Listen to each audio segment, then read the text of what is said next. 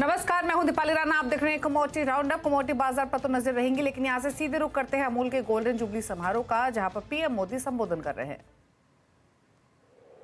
सरदार वल्लभ भाई पटेल के मार्गदर्शन में खेड़ा मिल्क यूनियन के रूप में रखी गई। समय के साथ डेयरी सहकारिता गुजरात में और व्यापक होती गई और फिर गुजरात मिल्क मार्केटिंग फेडरेशन बनी। आज भी ये सरकार और सहकार के तालमेल का बेहतरीन मॉडल है।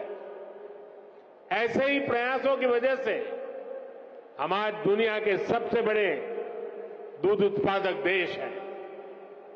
भारत के डेयरी सेक्टर में 8 करोड़ लोग सीधे जुड़े हुए हैं। अगर मैं पिछले 10 साल की बात करूं तो भारत में दूध उत्पादन में करीब 60% वृद्धि हुई है। पिछले 10 वर्षों में प्रति व्यक्ति दूध उपलब्धता भी करीब 40% बढ़ी है। दुनिया में डेयरी सेक्टर सिर्फ 2% की दर से आगे बढ़ रहा है, जबकि भारत में डेयरी सेक्टर 6% की दर से आगे बढ़ रहा है।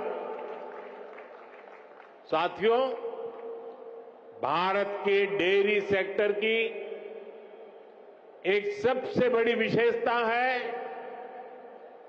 जिसकी उतनी चर्चा नहीं होती। आज इस ऐतिहासिक अवसर पर मैं इस विषय पर भी विस्तार से चर्चा करना चाहता हूं। भारत में 10 लाख करोड़ रुपए के टर्नओवर वाले डेयरी सेक्टर की मुख्य कर्ता धर्ता देश की नारी शक्ति है। हमारी माताएं हैं, हमारी बहनें हैं, हमारी बेटियां हैं।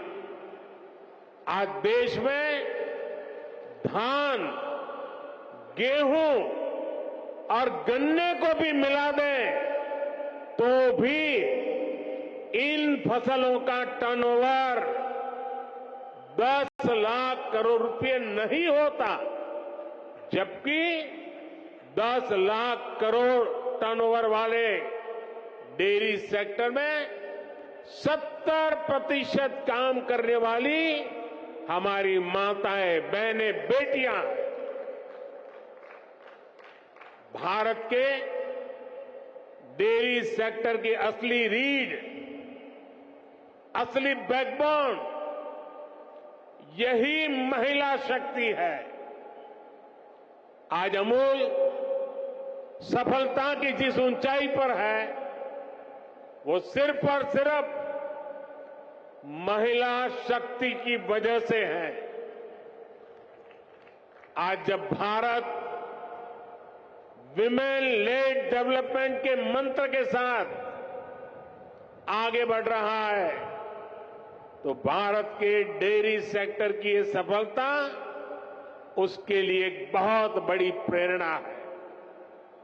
मैं मानता हूं कि भारत को विकसित बनाने के लिए भारत की प्रत्येक महिला की आर्थिक शक्ति बढ़नी उतनी ही आवश्यकता है।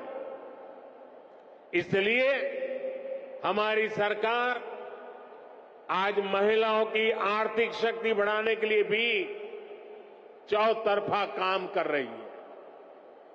मुद्रा योजना के तहत सरकार ने जो 30 लाख करोड़ रुपए से ज्यादा की मदद दी है, उसकी करीब 70% लाभार्थी बहनें, बेटियां ही है।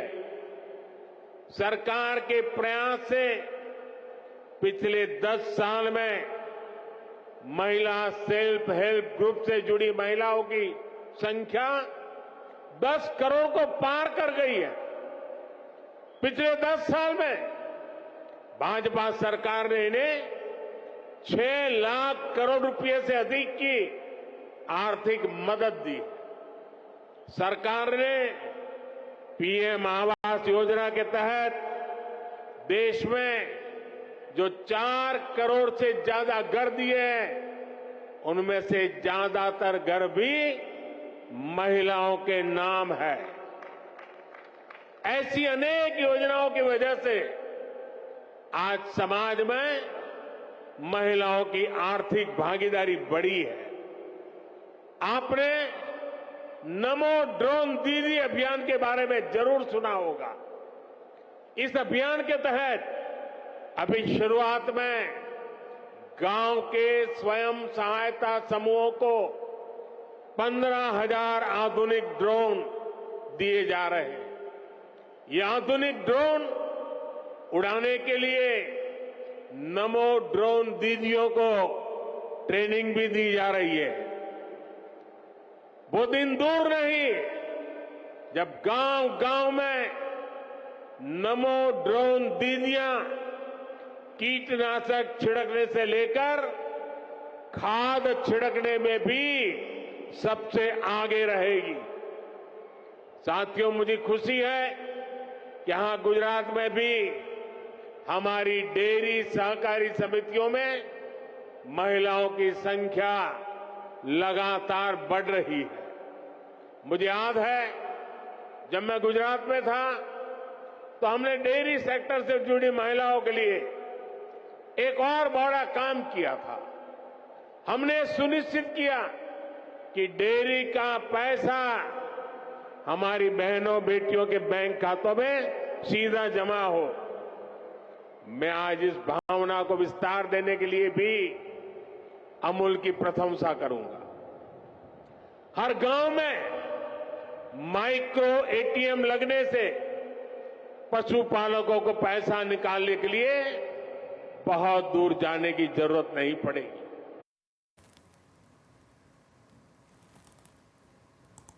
तो आप सुन रहे थे पीएम मोदी को अमूल के इवेंट से, जहां पर वो अमूल के योगदान पर बातचीत करते हुए। लेकिन आगे बढ़ते हुए और अब बात करेंगे एक इंपॉर्टेंट खबर की, शुगर इंडस्ट्री से जुड़ी हुई, और वो है किसानों से भी के लिहाज से भी काफ़ी इंपॉर्टेंट, क्योंकि सरकार ने गन्ने की जो एफआरपी है वो 25 रुपये प्रति क्विंटल तक बढ़ा दी है।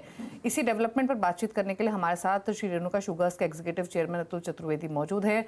अतुल जी नमस्कार, स्वागत है आपका। तो पहले तो आपका इंस्टेंट कमेंट लेना चाहेंगे। जो एफआरपी में सरकार ने लगभग 8% का इंक्रीज किया है, कैसे आप इसे देखते हैं?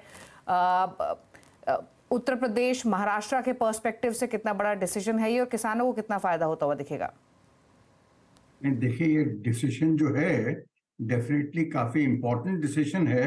और आज के हालात में जहाँ की आप देख रहे हैं कि फार्मर एजिटेशन चल रहा है पंजाब हरियाणा में, ये गवर्नमेंट की तरफ से एक मैसेज गया है यूपी के स्पेशली केन फार्मर्स को कि देखिए गवर्नमेंट उनकी तकलीफों के ऊपर डेफिनेट तवज्जो दे रही है और उनके इनकम को डेफिनेटली बढ़ावा देगी।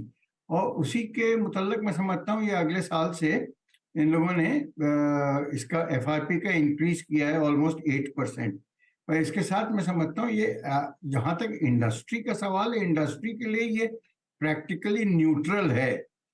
इसका एक मैसेज तो ये क्लियर हो गया है कि आज की तारीख में जो शक्कर के दाम थोड़े से दब रहे थे, क्योंकि हम लोगों ने जो शुरू में अंदाज लगाया था कि 29 मिलियन टन शक्कर पैदा होगी, उसकी जगह अभी कहीं ज्यादा पैदा हो रही है, तो उसको एक थोड़ा रोक लगेगा। और मैं समझता हूँ जो मैसेज जाएगा नीचे कंज्यूमर्स को भी कि भी ये जो प्राइजेस हैं ये बिल्कुल नीचे के बॉटम प्राइजेस हैं। और जहां तक नेक्स्ट ईयर का सवाल है, जबकि ये एफआरपी लागू होगा, उस समय गवर्नमेंट को डेफिनेटली जो मिनिमम सेलिंग प्राइस है और जो एथेनॉल का प्राइस है उसको रिवाइज करना पड़ेगा, क्योंकि जो अंडरस्टैंडिंग शुरू से रही है कि जितना एफआरपी बढ़ेगा उसी के प्रपोर्शन में एमएसपी और ये क्या नाम एथेनॉल का प्राइस सूटेबली ट्वीक किया जाएगा। तो मैं समझता हूँ as far as industry is concern long term neutral और मे बी गुड, क्योंकि इससे एक और फर्क ये पड़ेगा किसानों को गन्ने की तरफ उनका जो रुझान अगर कम होने के बातें आ रही थी, तो वो डेफिनेटली नहीं होगा। और जो अभी आज अपने सुन रहे हैं कि बरसात पानी भी नेक्स्ट सीजन का अच्छा होगा, तो ये सारी चीजें मैं समझता हूँ पॉजिटिव है इंडस्ट्री के लिए लॉन्ग टर्म। हाँ जी। अच्छा, तो अतुल जी, आमतौर पे जब एफआरपी बढ़ता है तो नजरें टिकती हैं फिर सीधे सैप पर, जो कि स्पेशली उत्तर प्रदेश में लागू होता है। तो आप क्या एक्सपेक्ट करें कि सैप भी अब सरकार, उत्तर प्रदेश सरकार बढ़ाएगी? और अगर आप एंटिसिपेट कर रहे हैं तो कितनी बढ़ोतरी हो सकती है? नहीं, मैं समझता हूँ सैप तो अभी नहीं बढ़ाएगी गवर्नमेंट, क्योंकि अभी यूपी में ऑलरेडी आप देखिए मुश्किल से मैं समझता हूँ महीना भर भी नहीं हुआ होगा सैप को बढ़े हुए। तो सैप तो अभी तो मैं नहीं समझता, हम लोग एक्सपेक्ट भी नहीं करेंगे कोई सैप अभी बढ़ेगा, क्योंकि उसको अभी बढ़ाने की कोई खास वजह भी नहीं है। और ये भी जो प्राइजेस हैं, ये एफआरपी लागू होगा नेक्स्ट सीजन में, आज नहीं लागू होगा। तो ये चीज मैं जरा क्लैरिफाई कर देना चाहता हूं कि ये इसका इम्पैक्ट इमीडिएट नहीं है।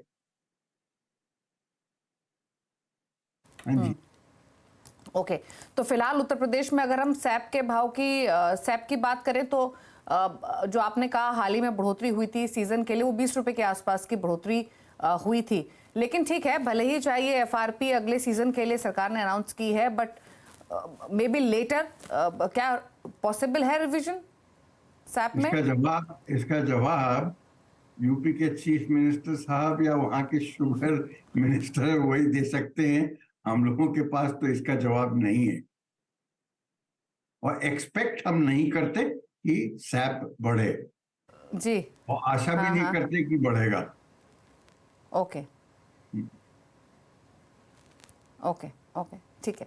चलिए, तो ये तो सैप पर बात हुई थी, महीने भर पहले ही हमने 20 रुपए के आसपास की बढ़ोतरी सैप में होते हुए देखी थी। लेकिन चलिए, शुक्रिया अतुल जी आने के लिए शो में और क्विकली अपने व्यूज़ देने के लिए इस डेवलपमेंट पर, कितना फ़ायदा होगा किसानों को या फिर इसके क्या मायने हैं। शुक्रिया आपका इस मुद्दे पर बातचीत करने के लिए।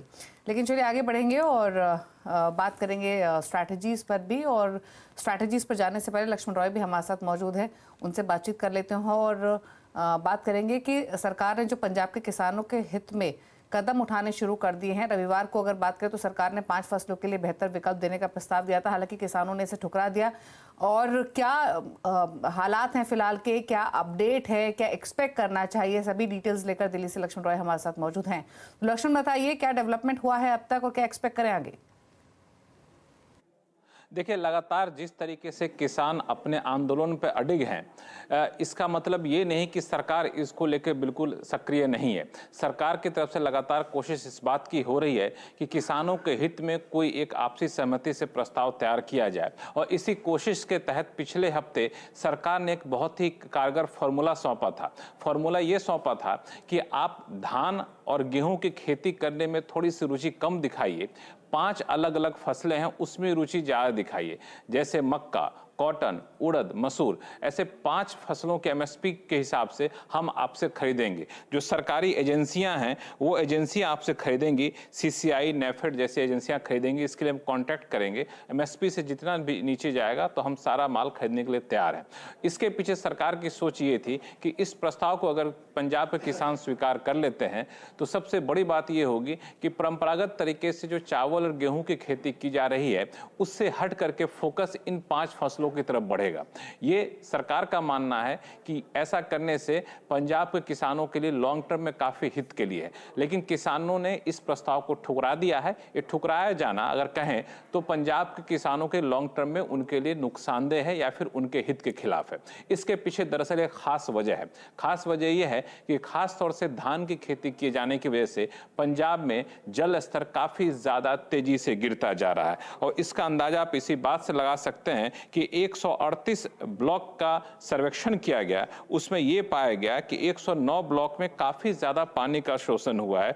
2 ब्लॉक में तो जल स्तर क्रिटिकल स्तर पर जा चुका है और 5 ब्लॉक में सेमी क्रिटिकल स्तर पर जा चुका है। सिर्फ 22 ब्लॉक हैं जहां पे सुरक्षित हैं। तो कोशिश अब ये होनी चाहिए कि धान गेहूं की खेती कम हो, मक्का, उड़द, मसूर जैसी खेती को ज्यादा हो। इस वजह सरकार ने प्रस्ताव दिया था। सरकार ने यहां तक कहा था कि 5 साल तक ट्रांजिशन पीरियड में अगर कोई आपको आर्थिक नुकसान होगा तो इस इसका हम फाइनेंशियल इंसेंटिव भी देंगे। तो एक तरीके से कहें तो सरकार इस पंजाब के किसानों के लॉन्ग टर्म हित में सोच रही है, लेकिन ये कह सकते हैं कि किसान अभी तक शायद इस बात को समझ नहीं पा रहे हैं। यही वजह है कि ये सहमति नहीं बन पा रही है।